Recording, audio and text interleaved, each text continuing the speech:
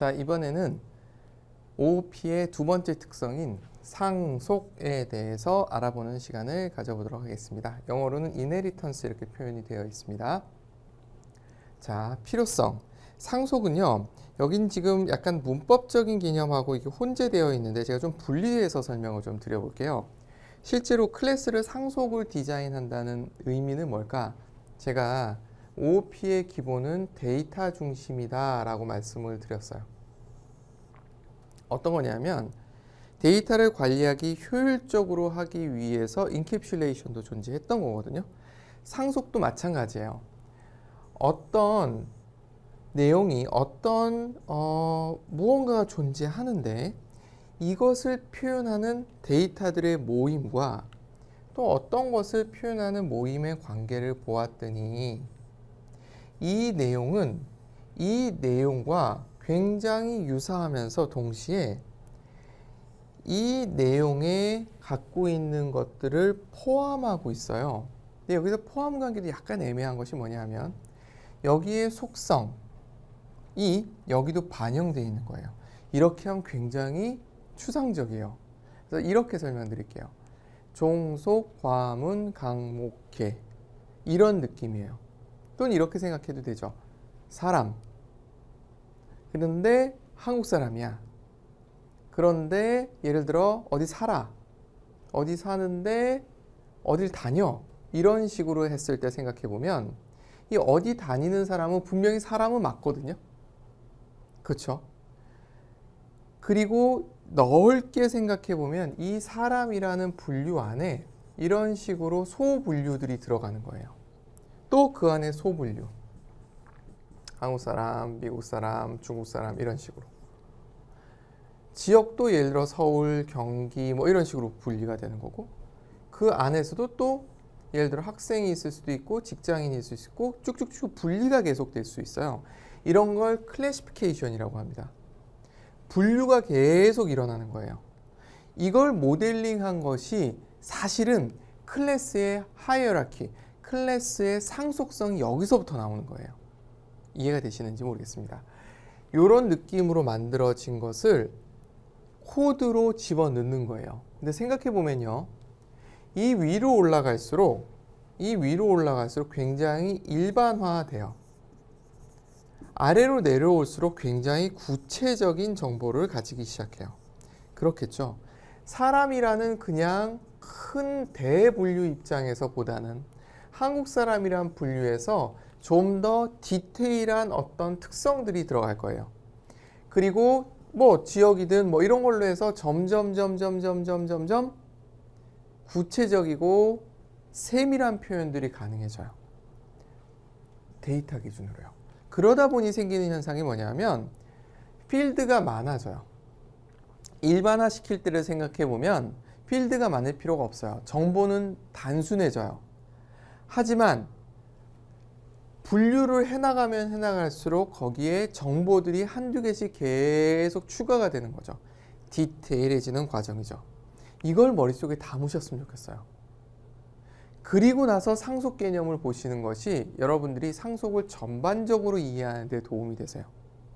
이거를 문법적으로 접근해 버리게 되면 물론 도움이 될 때가 있긴 있어요. 몇 개의 클래스를 디자인했더니 얘네들 간에 공통점이 있네? 이걸 상위 클래스로 묶어버리자. 이렇게 해도 안 되는 건 아니에요.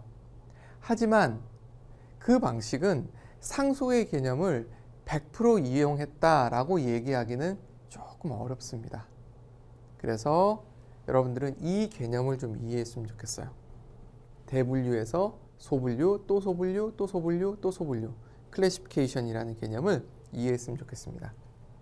이걸 가장 이해하기 좋은 방법이 여러분들이 인공지능을 공부하는 방법이에요. 하지만 인공지능은 컴퓨터 사이언스에서도 4학년 과정에서부터 시작이 되기 때문에 아마도 이 강의를 들으시는 분들 중엔 인공지능을 배우신 분이 없으실 거예요. 근데 역설적으로 지금 저와 함께 이 클래스의 상속 개념을 클래시피케이션이라는 개념으로 이해를 하고 계시면 이후에 인공지능을 배우실 때 굉장히 큰 도움이 되실 겁니다. 자, 그런 느낌으로 따라가 보도록 하겠습니다. 여기서 어떻게 했느냐 하면 아까 제가 말씀드렸던 두 번째 방식을 택했어요. 이글, 타이거, 골드피쉬라는 클래스들을 만들었어요. 각각의 속성들이 있을 것이라는 거죠. 그리고 그 속성들을 대변할 수 있는 그리고 활용할 수 있는 메서드들이 존재할 거라는 거죠. 다 그렇겠죠?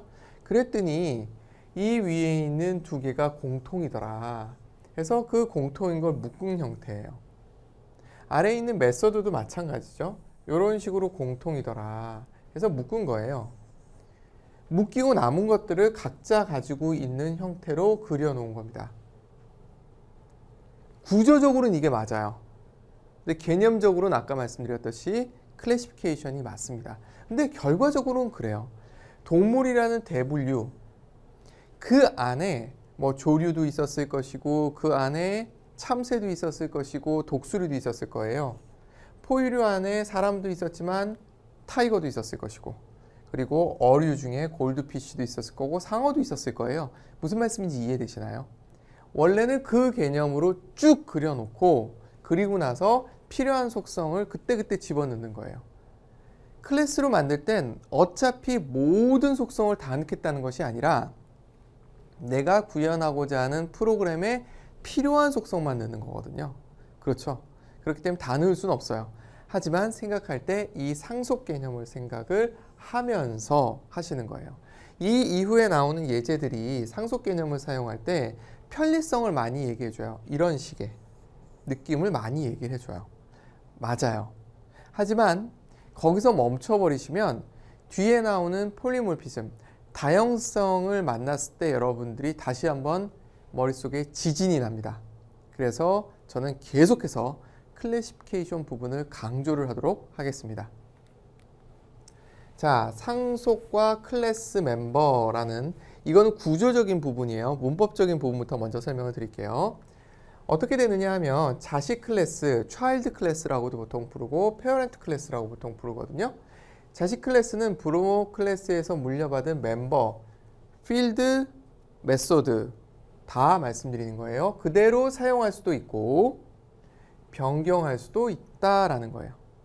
부모로부터 유전자를 받을 수도 있고 그대로 살짝 변이를 일으켜서 사용할 수도 있고 또 새로운 멤버를 추가할 수도 있다. 새로운 특성을 계속 추가해 나갈 수 있는 거예요. 자, 문법적인 얘기입니다. 개념적으로는 부모가 갖고 있는 속성을 그대로 활용할 수도 있고 살짝 변화시킬 수도 있고 그리고 특성을 계속 추가해 나갈 수도 있어요 라고 얘기한 겁니다.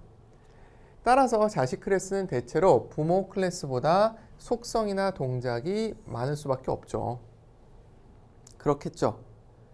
역시 이건 문법적인 얘기고 구조적인 얘기고 실제로는 클래시파이가 되면서 소분류로 가면서 더 디테일해집니다. 이 얘기를 하는 거예요. 그래서 상속을 하면 구조적으로 보면 부모 클래스의 필드 메소드들을 물론 안 받는 경우도 있기 때문에 어쨌든 상속이 되고 그리고 새로 추가도 가능합니다. 이렇게 얘기해요. 부모 클래스를 뭐라고 보통도 많이 부르냐면 슈퍼라고도 표현을 많이 해요. 상위 클래스를. 바로 상위, 바로 아빠 엄마를 슈퍼라고 부릅니다. 자식 클래스, 서브 클래스, 파생 클래스, 확장 클래스 이렇게 얘기를 해요. 보통 차일드 클래스라고 얘기합니다.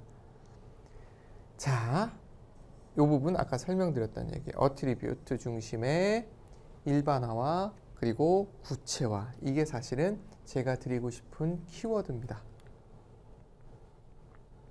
자, 다시 정리해 봅니다. 어트리뷰트 중심의 일반화에서 구체화로 간다라고 말씀을 드렸어요. 전 개념적으로 설명드리는 겁니다. 그리고 계속 같은 이야기예요. 데이터를 효율적으로 관리하는 메소드를 효과적으로 공유하기도 하고 활용할 수도 있다라는 얘기고요. 이 부분 타입 캐스팅을 통해서 편리하게 오브젝트를 관리할 수 있다라고 되어 있어요. 간단하게 생각하면 타이거는 애니멀인가요? 맞죠. 그래서 예를 들어 이글 5마리, 타이거 10마리, 골드피쉬 20마리 이렇게 별도의 예를 들어 배열을 만들어 사용할 수도 있겠지만 얘들을 함께 관리하는 애니멀이라는 배열을 만들어서 다 타입 캐스팅이 되잖아요. 왜? 애니멀은 타이거는 애니멀이고 골드피쉬도 애니멀이니까. 근데 생각해 보세요. 역으로 생각하면 혼란 일으켜 하시는 분들이 그거예요. 자, 앞에 그림을 다시 볼게요. 좀 지우고 다시 보여드릴게요. 보면 상위 클래스의 필드 멤버에 비해서, 필드나 이런 거에 비해서 하위 클래스가 더 많아요. 그러면 이 차일드 클래스의 객체를 상위 클래스로 형변환을 하는 것이 가능할까? 이런 생각이 들 수 있어요. 기초 타입인 경우에는 표현할 수 있는 범위가 작아질 때 강제 형변환을 했었어야 되거든요. 근데 이 경우는 어찌 보면 거꾸로 얘기하고 있는 거예요. 데이터가 많은데 어떻게 형변환이 돼? 자, 구조적으로 생각하면 그게 맞아요. 하지만 일반화, 구체화라는 개념으로 생각해 보게 되면 타입 캐스팅이 맞는 거예요. 그렇죠. 그래서 제가 계속 그 얘기를 드리는 거예요. 구조적으로 이해하시면 엉기십니다. 개념적으로 이해하셔야 됩니다.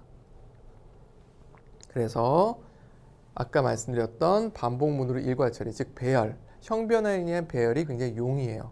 그리고 개념적으로 정보 관리하기가 좋아요. 인간은 굉장히 개념적인 존재예요. 그래서 그런 식으로 정보를 관리하기 때문에 그런 것을 모델링한 거예요. 흔히들 이렇게 얘기하거든요. 기계어는 기계에 가장 가까운 것이고 고급 언어로 갈수록 사람들의 생각하는 방식, 사람들의 머릿속에 있는 그런 방식을 많이 따라간다라고 얘기를 하거든요. OOP가 그거예요. 그런데 OOP가 이해하기 힘들다. 이건 사실은 말이 안 되는 거예요. 잘못 이해한 거죠. 제대로 이해하면 우리가 사물을 바라보고 세상을 클래시파이하는, 분류하는 방식을 떠올려 보면 너무 당연하다고 생각이 되실 거예요. 그렇게 이해하십시오. 구조적으로 이해하시면 굉장히 혼란스러워지십니다.